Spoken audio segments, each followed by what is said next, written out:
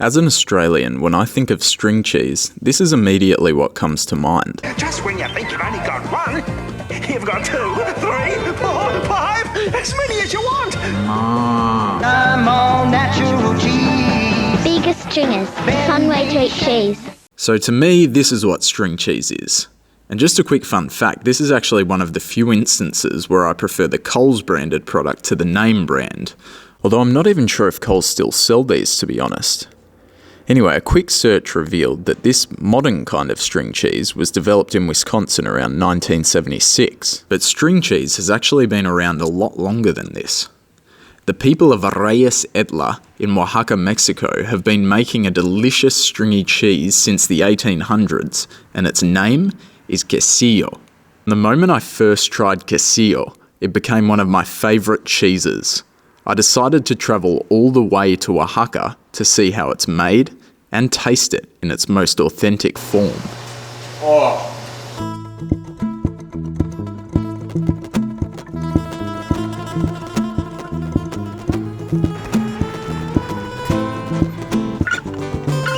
Okay, we are about a 30-minute drive from the centre of Oaxaca City. The streets are colourful and scenic. The landscape's incredible. I'm here with Don Juan, absolute legend of the cheese game here in Oaxaca, Mexico. He's been kind enough to offer to show us around today. He's going to show us how he makes the cheese that I'm holding right here, which is the quesillo, often referred to in places other than Oaxaca as Oaxaca cheese or queso Oaxaca. Due to the massive demand for this cheese globally, it's now mass produced in other places. A lot of the places that make it now are adding preservatives and additives. The milk they get isn't 100% organic, but Don Juan is one of the few cheese makers continuing to make quesillo the traditional way. He's gonna give us some of the history, so we're gonna go inside and see how he makes this delicious cheese. Here in Reyes, we have cow farms who sell us their milk. We collect the milk at 7 a.m. All the milk we collect is from local areas. We only use raw milk. We gather the milk and we let it ferment for around 12 to 15 hours. Milk has 2 main proteins in it, whey and casein. In whole milk, these proteins are both soluble in water. However, in cheese making, they need to separate. This happens when the solid cheese curds separate from the leftover liquid whey. This separation occurs when acid is added to the milk. Think of how milk goes clumpy when you add in lemon juice or vinegar. The positively charged acid neutralizes casein proteins, so they no longer repel each other, but instead come together and form clumps or cheese curds. We warm up the milk to a temperature of around 40 degrees Celsius. Then, after around 20 minutes, the milk coagulates, and immediately we strain it out, and we continue to strain it in the white cloths that you see over there. We cover it and put it away to finish straining overnight. Adding acid to milk isn't the only way to give effect to this separation. It can also be achieved without adding anything, through natural bacteria developing in the milk and producing acid. This process is often sped up by cheesemakers who, instead of choosing to wait for the natural bacteria to take effect, add their own bacteria in the form of starter cultures.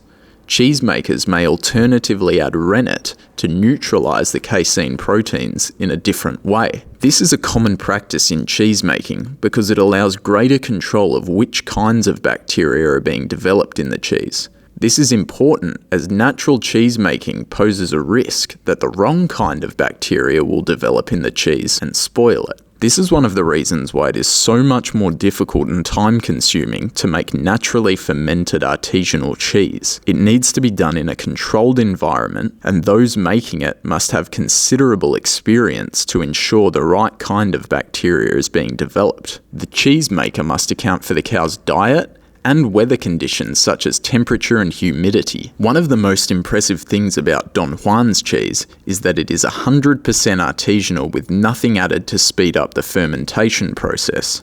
This means no rennet, starter cultures, or acids are added during the process. But where does string cheese get its stringiness from? In milk, casein proteins are bundled together like tangled pieces of string. Acids cause these proteins to denature or unravel. So once the cheese is in curd form, casein proteins will already be somewhat denatured. The other thing that denatures these proteins is heat. So if boiling water is added to the curds to melt them into cheese, and the cheese is stretched multiple times into long strands, the proteins will further untangle and align in long strands. These long strands of proteins give cheese its stringy, elastic-like characteristics. This is the quesillo paste. The paste has to rest for around 12 hours to be able to develop the quesillo. As you can see, here it is now ready to crumble.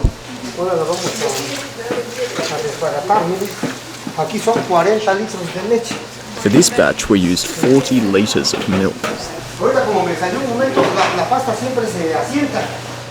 If I leave the paste sitting for too long, it will start to settle. I have to keep moving it so that it stays porous.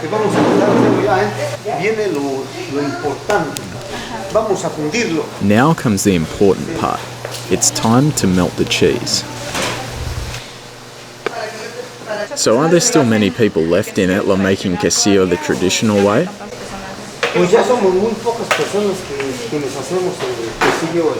Well, there are many of us who make it, but there are only a few of us left who make it the traditional way. No one wants to make it the traditional way anymore because it's very complicated and time-consuming.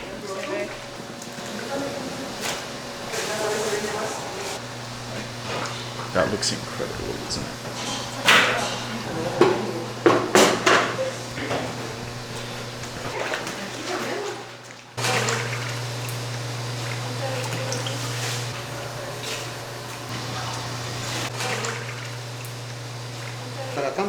Here, what I'm trying to do is break through the lumps to make sure that it turns into a smooth consistency. We have to make sure that it becomes as smooth as possible. See? So now I'm going to start pulling it into strings. We put it in cold water so that it holds its shape. And do you sell your cheese to any big businesses or distributors? No, we don't sell to distributors, only to locals who come to buy our products. So how was quesillo invented? Quesillo was first invented by a girl named Leonarda Castellano, who lived here in the community of Reyes Etla. That girl was in charge of making cheese, but one day she decided to go out with her friends and play while she was in the middle of making the cheese. The girl returned, but realised she had left the milk out for too long and could no longer use it to make the cheese. Worried about getting in trouble, she tried to find ways to make it work, and what she did was throw it in some boiling water. When she saw that it turned into a stretchy paste, she took it out and started forming it into strings. Ever since then, that type of cheese has been referred to here in Reyes Etla as quesillo.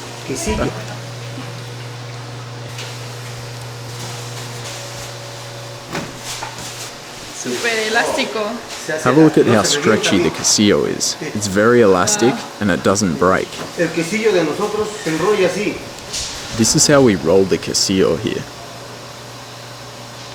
Wow.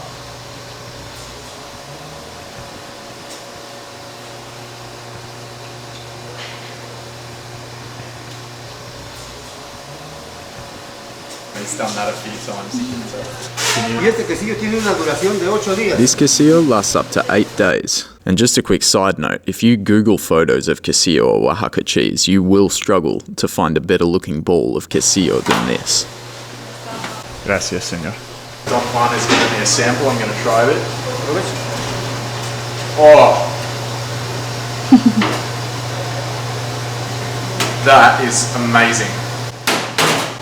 It tastes so fresh, it's delicious, the perfect amount of salt, so good. In addition to quesillo, Don Juan produces other soft crumbly cheeses which come in a variety of natural flavours. He also makes other dairy products such as sour cream, and even uses byproducts from the cheeses to make things such as butter and requesón cheese, for example, which is made from the whey leftover after making quesillo. And with that, it was time to say goodbye to Don Juan.